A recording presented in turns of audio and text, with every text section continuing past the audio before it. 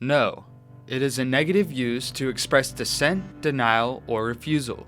People are constantly running into the word because of predetermined social constructs. However, it is changing in the world of sports. More women are rising to the top of athletic positions, especially at Arizona State University. I think the stigma is, well, what do you know about X sport? What do you know about lifting? Liane Blyn is the head coach of sports performance at ASU. She has faced the negative words like no for most of her life, but it hasn't stopped her from achieving her goals of being an elite trainer. Blyn began competing in weightlifting over 2 decades ago. She has set records on the world stage, and it has proven her prestige when it comes to training athletes. For me, I just, kind of want to be a trailblazer and lead the road and, tell the naysayers, like, it doesn't matter what gender you are, as long as you know the ins and the outs and the science and how to coach and how to relate to student athletes, it really shouldn't matter. Blyn coaches many of the student athletes at ASU day in and day out. Her goal is to make sure she is giving the best possible service to the college players as a whole. There are many moving parts to the success of a collegiate athletic program, and the university takes much pride in being diverse and focusing on what's important. We just want someone that's going to, respect us and understand what we need and give us the best opportunity to be successful on the ice, and she's done that. Competitive athletes just want to be coached to be the most competitive. They don't really see color, they don't see gender, they don't see any of that. They see championships, and that's at the end of the tunnel. And if there's somebody that knows male, female, transgender, if they know what they're talking about and the kids buy into that, they're willing to go the extra mile. It was 23 years ago when Blyn started coaching. She says she was only one of 4 women in the profession at the time. I don't think people should look at you any differently, whether you have long hair or short hair or male or female. It shouldn't really matter. It does, and it has played a part in it for a long time.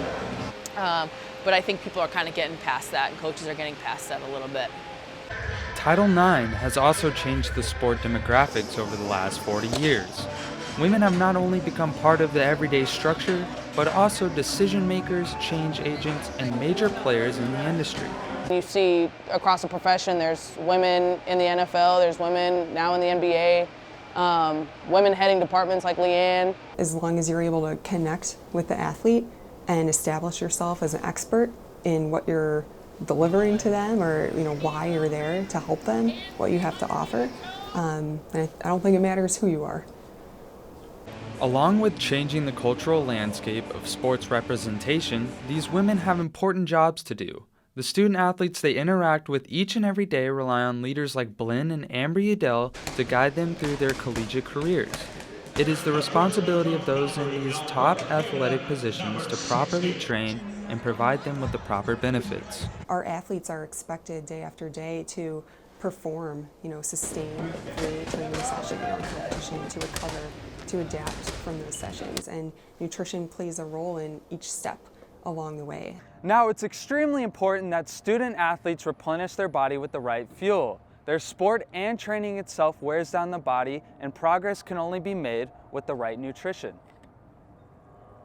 Let's think of the human body as a Lambo or a Ferrari. I wouldn't put the cheapest gas in my Ferrari to make it go farther and as fast as it can.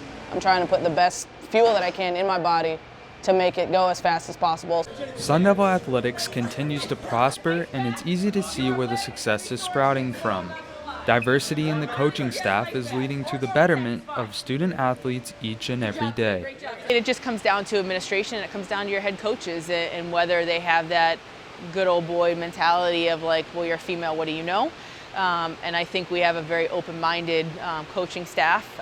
The winner mindset brought by Blyn is surely rubbing off on ASU's athletic program.